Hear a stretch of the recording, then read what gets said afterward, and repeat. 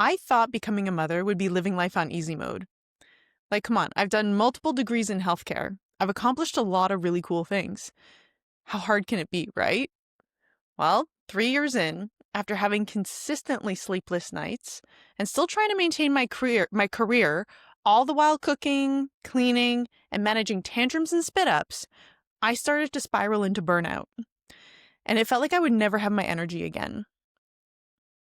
I felt like I would never lose the baby weight, and I felt like my whole life was going to revolve around my kids, and I'd never have a moment of peace for myself ever again.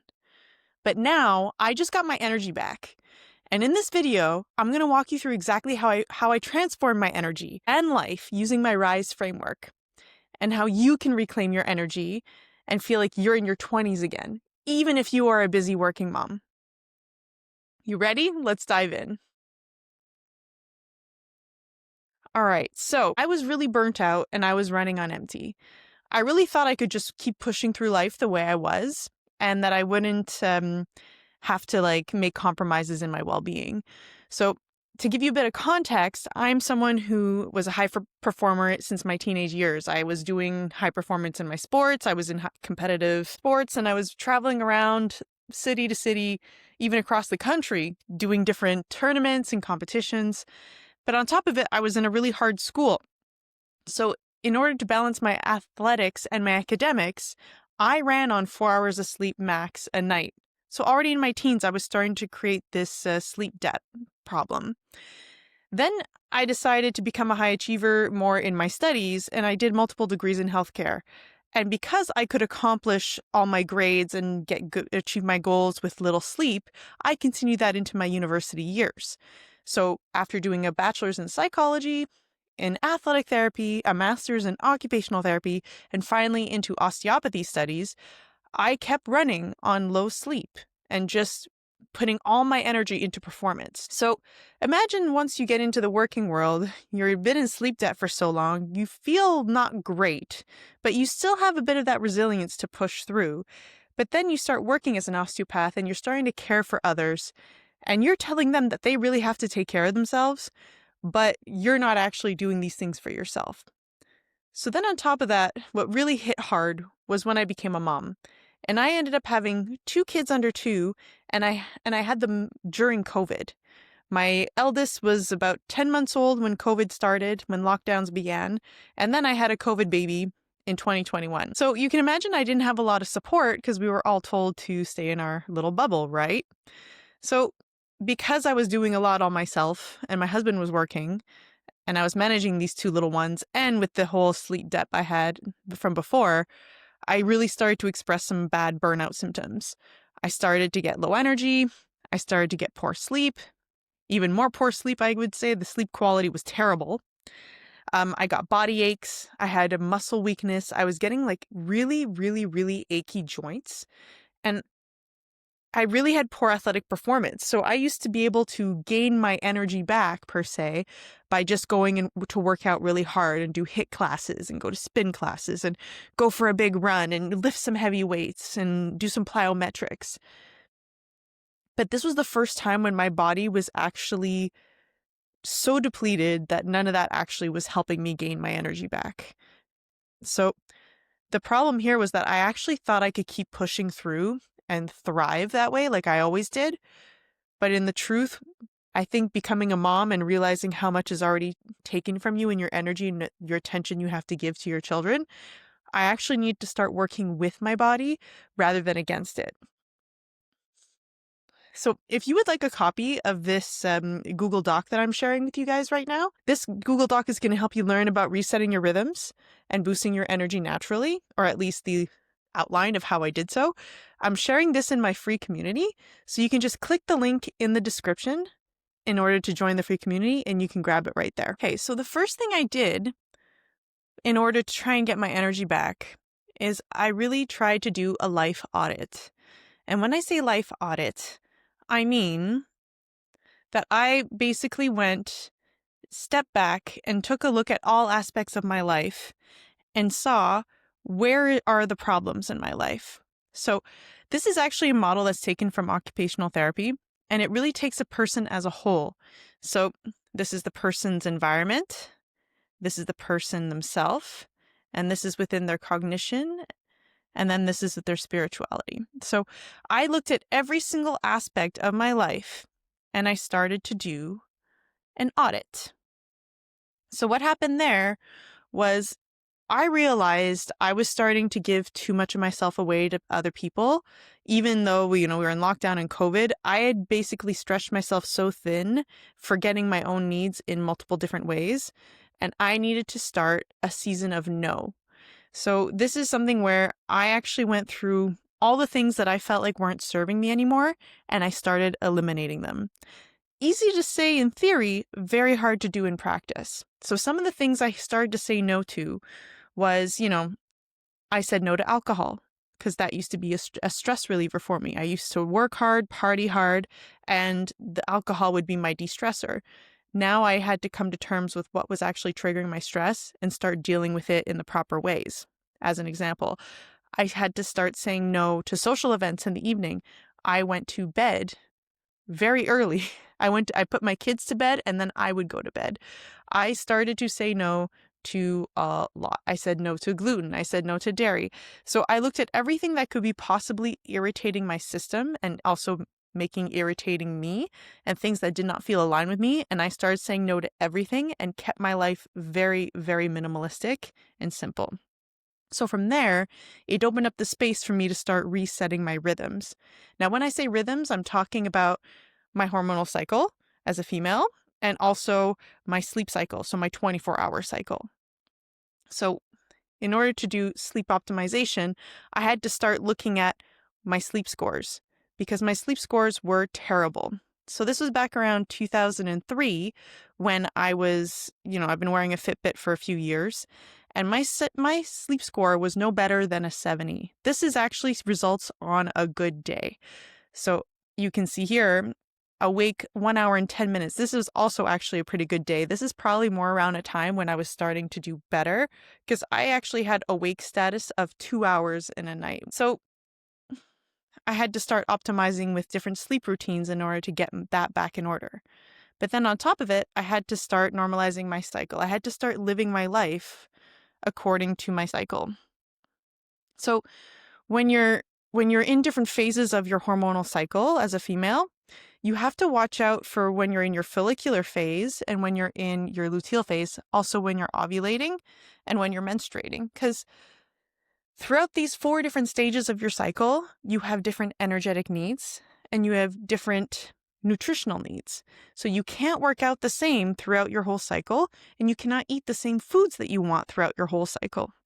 So once I learned how to sync up to those rhythms, I actually started getting less body aches, and my stress management got better, and I actually just found my workouts got more optimized and my energy started to come back gradually over time. So not just over a 24-hour cycle where I felt energized from one workout, but actually from a whole month-long perspective that I really catered to what my energetic needs throughout that whole 28 days that made my energy way, way better. So then once I start getting those in place, that's when you can start paying attention to optimizing your macros. So your protein, your fat, and your carbohydrate balance, and also what kind of exercise you should be doing. So once those are in place, then you can start integrating ways to help with your stress management and also doing some nervous system healing. So with stress management, let me click right here. It depends on where you are on this stress curve. So when I say stress, I don't mean all stress is a bad thing. Some stress can be very good and help you be productive. It can give you that intrinsic motivation in order to push forward.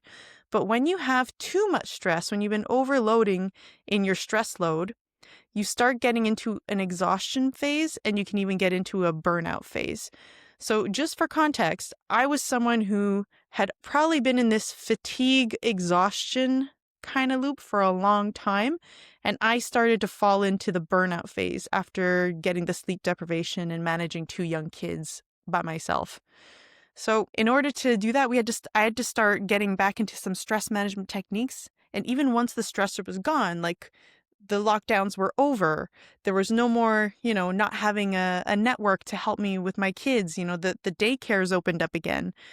Once all that was back in place, the stressor was gone, my nervous system was still in a state of survival mode of, I am never going to get the support I need. It was like a program that was running through my brain, and I had to go through various steps in order to get my nervous system to understand that I am safe and my children are safe and that I am not alone anymore. So a lot of different ways you can do those things is through grounding, meditation, breath work, and different types of somatic healing exercises that are all really, really helpful in order to just lower that stress state. Plus, if you're getting your macros and your exercise in the right optimal level, that'll also support your stress response and also your cortisol levels within your system. And the fourth step that comes in, and this can be put in different parts throughout your journey, but I put it as the step 4 because the more that these other pillars are in place, the easier this last step becomes. So the S and the E of RISE framework is story work and embodiment. So basically, this means you remember who you are. I had actually lost my full identity when I become a mom, but it's not my kid's fault that I lost that identity. It was also because I had lost my identity a long time ago when I was trying to do this high-performing state and trying to do everything that I thought I was supposed to do rather than things that I should be doing for myself that was really aligned for myself. So I really want to take a point to make you understand that just because you feel like you need to be doing something in your life, it doesn't mean that within yourself, within your true embodied self, that that's the thing you should be doing. Now, I'm not saying I shouldn't have become a mom and had kids. That's not what I'm getting at. But it's almost like having children became the mirror for me to realize, who am I? And what do I want out of this life? And what do I want to show my kids? What kind of life they should have? Because I have to lead by example rather than just tell them and just keep living in my own misery, right? So that's really what I put a lot of focus in between all these different steps of working through healing my nervous system and getting my macros and my exercise right. So after going through all these steps, when I look at myself today, I have energy like I've never had before. I wake up refreshed. I don't feel like I got hit by a bus every time I get out of my bed in the morning. In fact, I used to get out of bed and have trouble getting out of bed. I remember one morning where my husband actually had to help me pull me out of bed because I couldn't physically do it myself. Now I can wake up and I still like to have a little bit of a slow wake up, but I actually feel like my body's been rested. My brain has been rejuvenated, and I don't have the aches like I used to have when I'd get up in the morning. I feel like my energy is higher now than it was in my 20s, and that's saying something because I was actually a tired 20-year-old. I was a tired teenager. I feel like I didn't know how to take care of myself in my 20s, but if I had done all the things I was doing now, I would have been way better off in the long run. And now I feel like I'm living like the person I always knew I could be. So all this to say, this all sounds easy in theory, but there's a lot of steps to this, and it can be a bit of a lonely road. So if you feel like you resonated with what I was talking about today, I am actually currently taking 5 women to help them work along this RISE framework in order to help them stop feeling like shit and get them to feeling like they have energy to take on the world again, in whatever shape or form that may be. So if that sounds like something that you're curious about, there is a link to apply in the description, so you can feel free to click that link and apply to work with me. First come, first serve. So to recap everything that I talked with you today, I really want to emphasize that you got to respect your body's rhythm. Your body is sending you signals all the time. So if you're getting a signal that you're too tired or this hurts too much or something just doesn't feel right, you need to honor that and be able to find different solutions to work for you. Your nervous system health is really the foundation of your energy. If you're constantly riding in a high stress mode, if your nervous system is always going through the roof, you're never going to be able to get into that replenished state where you're actually going to get into tissue repair, restorative energy, and clear thinking.